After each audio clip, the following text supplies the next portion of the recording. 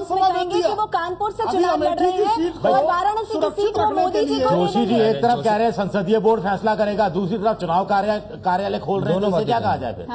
वो ये कह रहे हैं संसदीय बोर्ड फैसला करेगा, तो और फिर चुनाव कार्यालय उससे पहले खोल रहे हैं। प्रतिष्ठा में विश्वास कर रहे हैं ना। अच्छा, लोकतांत्रिक जो प्रक्रिया है भारतीय जनता पार्टी की, उसमें विश्वास कर रहे हैं ना। ठीक है, इसी लोकतांत्रिक प्रक्रिया में विश्वास करके आडवाणी भी तमाम मतभेदों के चलते कहीं ना कहीं मान गए थे। उम्मीद यही की जा रही है मुरली मनोहर जोशी को भी मानना पड़ेगा, लेकिन सवाल वही बना हुआ है कि क्या डिस्कस तो होते हैं, सुरक्षित सीट की तलाश है या फिर राज ठाकरे से बात करने से पहले शिवसेना से डिस्कशन हुआ था क्या? नहीं, एक छोटे से ब्रेक के लिए मैं रुक रही हूँ, उसके बाद फिर ब्रेक ही नहीं ले पाएंगे। एक छोटा सा ब्रेक, चल लौटते हैं।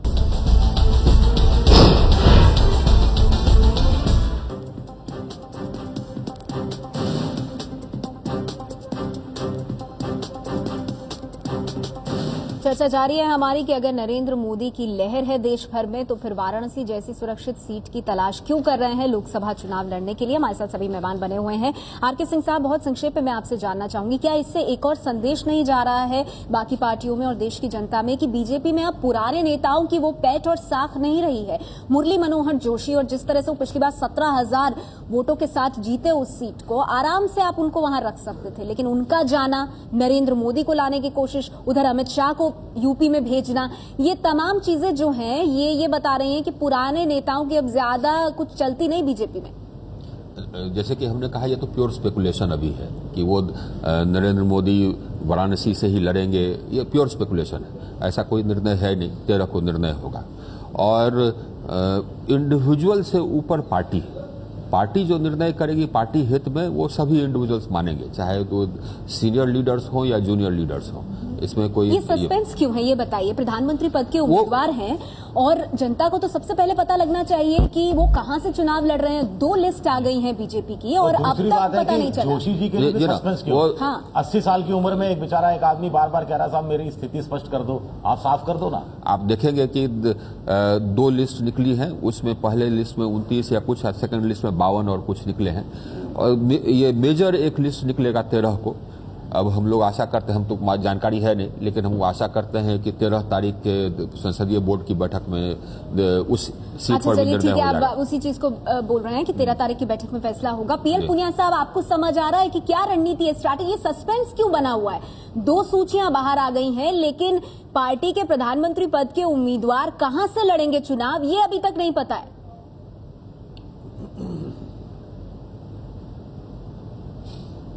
देखिए, या तो इनको गुजरात में विश्वास नहीं है कि गुजरात से वो जीत पाएंगे कि नहीं जीत पाएंगे, इसलिए सुरक्षित सीट अब बनारस ढूंढ रहे हैं और मुरली मनोहर जोशी जैसे वरिष्ठ नेता के ऊपर दबाव बना रहे हैं।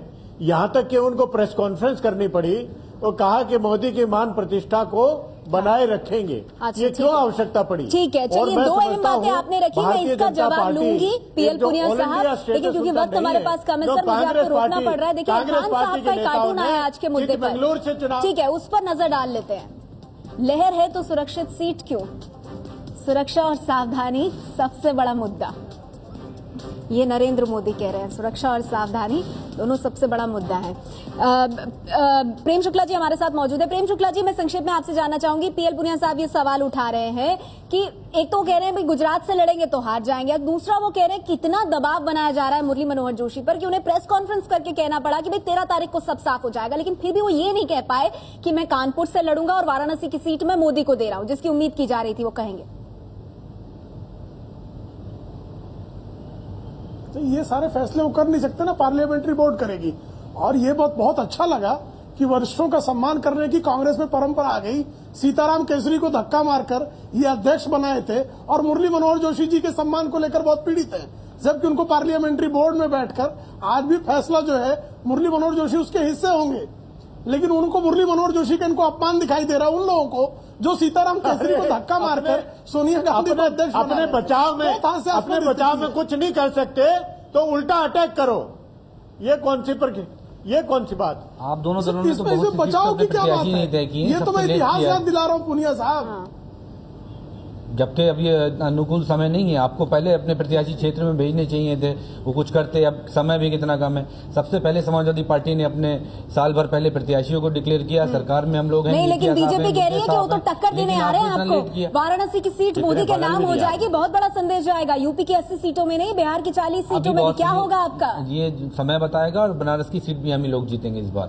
मोदी जी की कोई लहर ही नहीं है, कोई अस्तित्व ही नहीं है वहाँ। जनता बता देगी उनको आने वाले चुनाव में कि क्या लहर थी, क्या था। नाम बड़े और दर्शन छोटे, वही बात होने वाली है। और बीजेपी जो है टुकड़ों में बढ़ जाएगी इस चुनाव के बाद। अस्तित्व ही नहीं रहेगा इस पार्टी का, क्योंकि जो मोदी जी थे उनका सबसे बड़ा ब्रह्मास्त्र वही बेकार हो जाएगा। तो पार्टी में रहेगा ही क्या करने के लिए? क्या शुक्ला जी जो लहर बताई जा रही है और इतना नाम, इतना प्रचार उनका, ऐसा कुछ है ही नहीं। तो ये समय बताएगा और जनता उनको बहुत जल्दी इसका जवाब देने वाली है। बहुत छोटा सा कमेंट आपसे चाहूंगी, मुझे शाजिया से भी बात करनी है। बहुत छोटा सा कमेंट सर। सपा के नेता को यही नहीं पता कि मुलायम सिंह यादव अखिलेश सिंह यादव पर भरोसा करने को तैयार नहीं है। वो बाप बेटे का मसला है, भरोसे की बात नहीं है। अगर नेताजी की अच्छाई इसमें देखिए कि अगर उन्होंने कुछ बेटे की नीति में या उसके काम में कुछ गलती देखी तो उसको भी टोका। वो ऐसे व्यक्ति हैं कि उन्होंने उनको भी नहीं बख्शा अगर कुछ गलत पाया तो। शुक्ला जी बात क्या करते हो? शाजिया बहुत संक्षेप में आपकी ब्रेक लेना है।